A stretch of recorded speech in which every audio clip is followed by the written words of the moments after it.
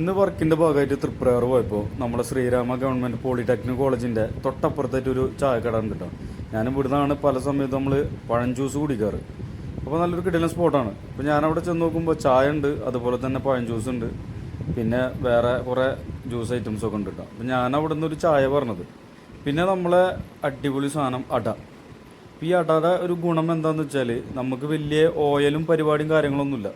കഴിച്ച് കഴിഞ്ഞാൽ വയറിന് അടിപൊളിയാണ്, വലിയ പ്രശ്നം കാര്യങ്ങളൊന്നും ഉണ്ടാവില്ല, ഹെൽത്തിയാണ്. അപ്പോൾ നമ്മൾ ഹെൽത്തിൻ്റെ ഭാഗമായിട്ടാണ് ഇങ്ങനത്തെ ഐറ്റംസ് കഴിക്കണം കേട്ടോ. പൊരിക്കടി കഴിക്കാം, പക്ഷേ അത് ഹെൽത്തി അല്ല. അങ്ങനെ നമ്മൾ അവിടെ നിന്ന് കഴിച്ചു പറഞ്ഞതുകൊണ്ടൊന്നും ആയില്ല. അപ്പോൾ രണ്ടാമതും ഒരെണ്ണം കൂടിയും പറഞ്ഞ് അതിൻ്റെ കൂടെ അവിടുത്തെ ചായയും കിടിലൻ ചായ ഉണ്ടാകും. അങ്ങനെ ആ ചായയും രണ്ടാമത് പറഞ്ഞ അടയും കൂട്ടിയിട്ട് കഴിച്ചുകൊണ്ടിരിക്കണം. അപ്പോൾ അവിടെ ഒരു സ്പെഷ്യൽ സാധനം ഉണ്ട്, പുഴുങ്ങിയ മുട്ടയിൽ കാന്താരി ചമ്മന്തിയുടെ ഒരു സാധനം. അപ്പോൾ അങ്ങനെ അതും മേടിച്ചു. ഇതാണ് മുതൽ. കഴിച്ച് കഴിഞ്ഞിട്ടല്ല, കിളി പാറുന്ന സാധനം ഉണ്ടാ. അപ്പോൾ അതും കഴിച്ച് നമ്മൾ സംഭവം കിളി പറിച്ച് സെറ്റായിട്ടുണ്ട്. അപ്പോൾ ഈ വഴി പോണവരൊക്കെ ഒന്ന് ട്രൈ ചെയ്യുക. പഴം ജ്യൂസ്, അതുപോലെ തന്നെ ജ്യൂസ് ഐറ്റംസൊക്കെ, പൊരിക്കടികൾ, എല്ലാ പരിപാടികളും ഉണ്ട്. അപ്പോൾ ധൈര്യമായിട്ട് കഴിക്കുക. അടിപൊളി ഒരു സ്പോട്ടാണ് ഉണ്ടാവും.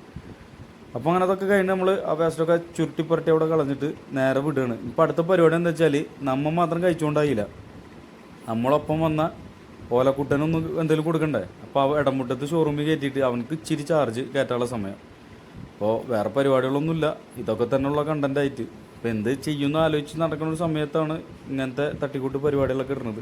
അപ്പോൾ അതൊക്കെ വെച്ച് അഡ്ജസ്റ്റ് ചെയ്യുക. നല്ല നല്ല വീഡിയോസൊക്കെ ആയിട്ട് വരാം പറ്റുകയാണെങ്കിൽ. അപ്പോൾ ഇഷ്ടപ്പെട്ടാലും പെട്ടിലും സബ്സ്ക്രൈബ് ചെയ്യാൻ മറക്കല്ലേ. അടുത്തതിൽ കാണുന്നവർക്കും നന്ദി, നമസ്കാരം.